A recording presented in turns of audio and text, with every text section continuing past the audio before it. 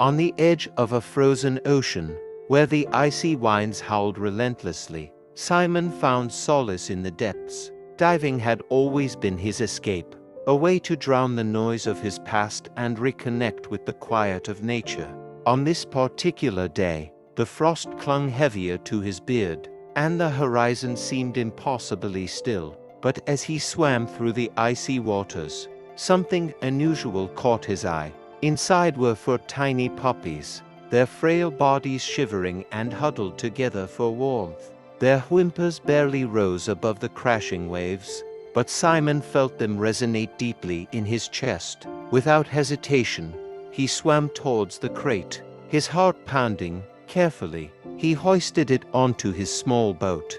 "You're safe now," he whispered, as the puppies, too weak to resist, stared up at him with pleading eyes. Simon's cabin was modest but warm, nestled at the edge of a snow-laden forest. He spent hours by the fire, nursing the puppies back to health. With trembling hands, he fed them warm milk from a bottle and wrapped them in soft blankets. Gradually, their strength returned, and their personalities began to shine. The smallest one, a gentle golden pup Simon named Luna, was the most affectionate, always curling up on his lap. The boldest, a black and white pup he called Max, loved to explore every nook and cranny of the cabin.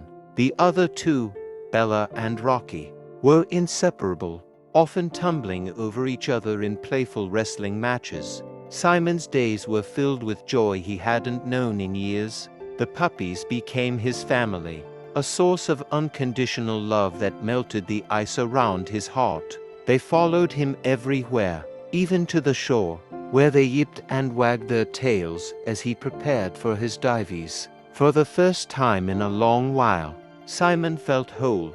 One frosty morning, as Simon played with the puppies outside, a sleek black car pulled up to his cabin. A woman stepped out, dressed in an expensive fur coat that seemed out of place in the rugged wilderness. Her demeanor was cold, her voice sharp, as she introduced herself. "Those puppies," she said, pointing to the playful group, "are mine."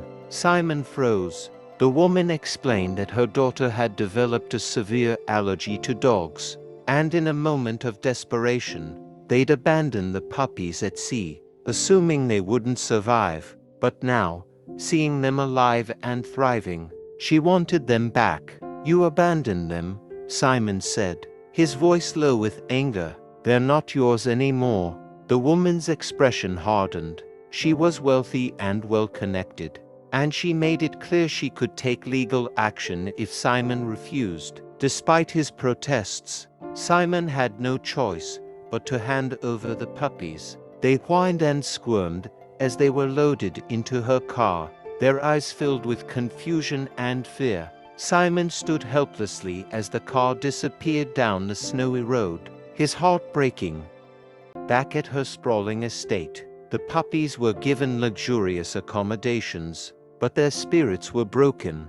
They refused to eat, their playful energy replaced by a haunting sadness. Luna, the gentlest of them all, seemed to grieve the most. She often lay by the window, staring out as if waiting for Simon to come and take her home. Days turned into weeks, and the woman began to notice the change. One morning, she found Luna motionless in her bed.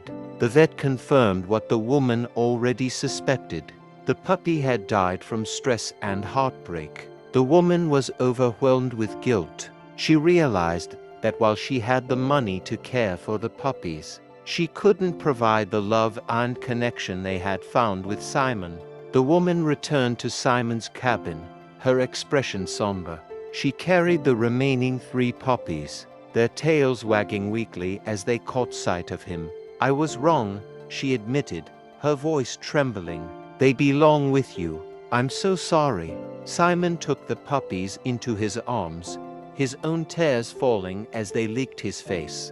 But the joy of their reunion was bittersweet. The absence of Luna was a wound that wouldn't heal. He buried her beneath the tallest pine tree near his cabin, marking the spot with a small stone. Though his heart ached, Simon resolved to honor Luna's memory by giving the other puppies the best life possible.